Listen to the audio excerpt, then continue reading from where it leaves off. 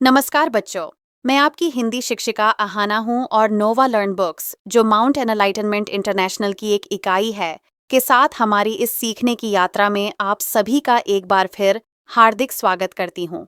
आज हम हिंदी व्याकरण के अध्याय मुहावरे और लोकोक्तियाँ के बारे में सीखेंगे। इस पाठ में हम जानेंगे कि मुहावरे क्या होते हैं और उनका प्रयोग वाक्य में कैसे किया जाता है। मुहावरे शब्दों के सीधे अर्थ में नहीं, बल्कि विशेष अर्थ में प्रयोग होते हैं, जिससे भाषा रोचक और प्रभावशाली बनती है। इसके साथ ही हम लोकोक्तियों के बारे में भी सीखेंगे।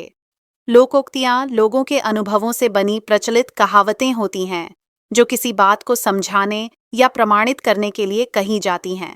हम उदाहरणों के माध्यम से यह भी समझेंगे कि मुहावरों और लोकोक्तियों में क्या अंतर होता है और उनका सही प्रयोग कैसे किया जाता है।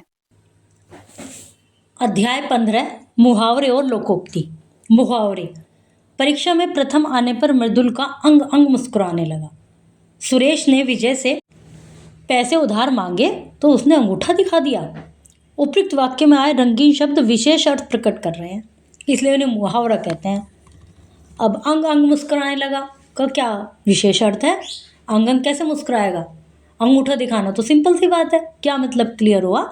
तो मतलब कहने का तात्पर्य है कि जो शब्द होते हैं उसमें उनका अलग अर्थ होते हैं, उनके शाब्दिक अर्थ नहीं होते, उनका एक विशेष अर्थ होता है। तो इस प्रकार हम कह सकते हैं कि मुहावरे वे वाक्यांश होते हैं जिनके शब्दों को सामान्य रूप से ना लेकर किसी विशेष अर्थ में लिया जाता है। उस अर्थ को समझने पर ही उस बात की गहराई को समझा जा सकता है। मुहावरों का प्रयोग वाक्य में ही होता है। वाक्यांश होने के कारण इनका प्रयोग स्वतंत्र रूप से नहीं कर सकते। मतलब मुहावरे वाक्य में ही प्रयोग होते हैं, अदरवाइज ऐसे ही नहीं लिखे जाते। मुहावरों के प्रयोग से भाषा सुंदर, रोचक और प्रभावशाली बन जाती है। वे वाक्यांश जिनके प्रयोग से साधारण अर्थ विशेष अर्थ में बदल जाता है, मुहावरे कहलाते हैं।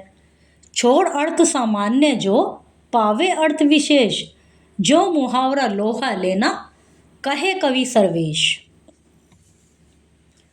कुछ प्रचलित मुहावरे, उनके अर्थ व वाक्य प्रयोग सहित निम्नलिखित हैं। ये कुछ मुहावरे हैं, साथ में उनके अर्थ भी लिखे हैं। वाक्य प्रयोग आप खुद भी बना सकते हैं।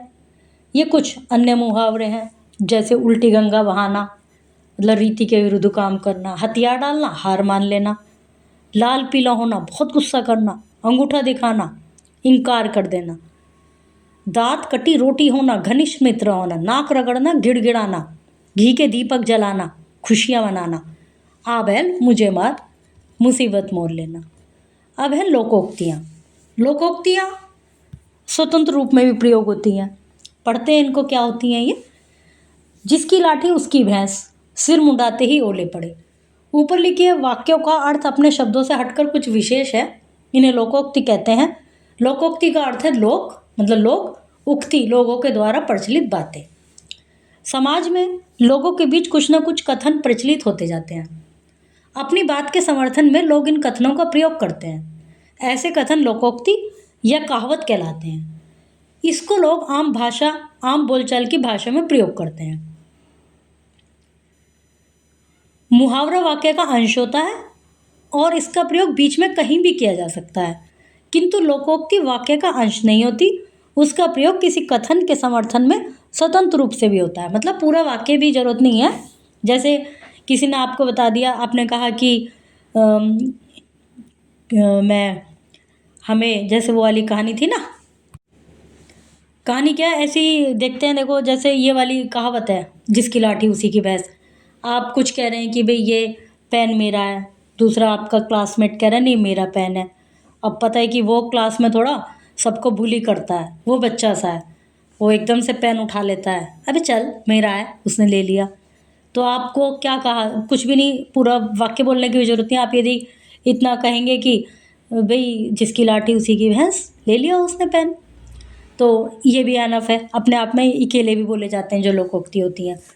ऐसे ही ये सिर मुंडाते ही ओले पड़ गए कि जैसे ही मैंने शुरू करा, यहाँ तो एकदम ही मुसीबत आ गई। मैं तो अभी अभी आया था, पढ़ाई करने बैठा था, सिर मुंडाते ओले पड़ गए। अब उसमें दूसरा इंसान को, जिसको पता है कि आप क्या क्या प्रॉब्लम फेस कर रहे हैं, तो वो तो इतने से ही एनफ हो जाएगा कि सिर मुंडाते ओले पड़ गए, मैं तो अब कुछ नहीं कर पाऊँगा। तो इस तरह से इनका स्वतंत्र रूप से भी प्रयोग किया जाता है।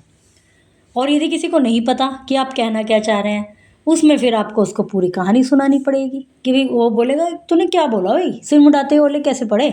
फिर उसको पूरी कहानी बतानी पड़ेगी कि मैं सबसे पहले सोचा आज पढ़ाई कर लूँ, पहले मुझे मेरी इंग्लिश की बुक नहीं मिली, मैंने बहुत देर तक उसको ढूंढा, मैं अलमारी में से किताबें ढूंढ रहा था, वो मैंने नीचे एक किताब दिखाई देगी, मैंने वो किताब निकाली तो सारी किताब ऊपर गिर गई, मतलब बिखर गई। अब मुझे क्या है, पहले मैंने उनको संगवाया, तो कुल मिला के है कि कुछ नहीं हो पाया, सिर्फ पढ़ाई वढ़ाई हो नहीं पाई, सारा टाइम ऐसे ही वेस्ट हो गया, सिर मुंडाते ओले पड़ गए। ये वाली कहानी। तो हम पढ़ रहे थे, इसका अर्थ स्पष्ट होता है, वाक्य में प्रयोग करने पर लोकोक्तियों के रूप में कोई परिवर्तन नहीं आता। कुछ प्रचलित लोकोक्तियां उनके अर्थ व वाक्य प्रयोग सहित निम्नलिखित हैं। उल्टा चोर कोतवाल को डांटे। ये कुछ लोकोक्तियां दी गई हैं, उनके अर्थ और वाक्य प्रयोग। फिर और कुछ लोकोक्तियां हैं ये, एक पन दो काज, आम के आम गुठलियों के दाम, चोर की दाढ़ी में तिनका, चिराग तले अंधेरा, एक अनार 100 बीमार, घर की मुर्गी दाल बराबर, धूर के डोल सुहावने, अंत भला तो सब भला। वे वाक्यांश जिनके प्रयोग से साधारण अर्थ विशेष अर्थ में बदल जाता है मुहावरे कहलाते हैं। मुहावरों के प्रयोग से भाषा सुंदर, रोचक और प्रभावशाली बन जाती है। लोकोक्ति का अर्थ है लोगों के बीच में प्रचलित कथन। इसका प्रयोग अपनी बात के समर्थन में किया जाता है। तो बच्चों, ध्यान से सुनिए, समझिए और अभ्यास कीजिए। शुभ अध्ययन।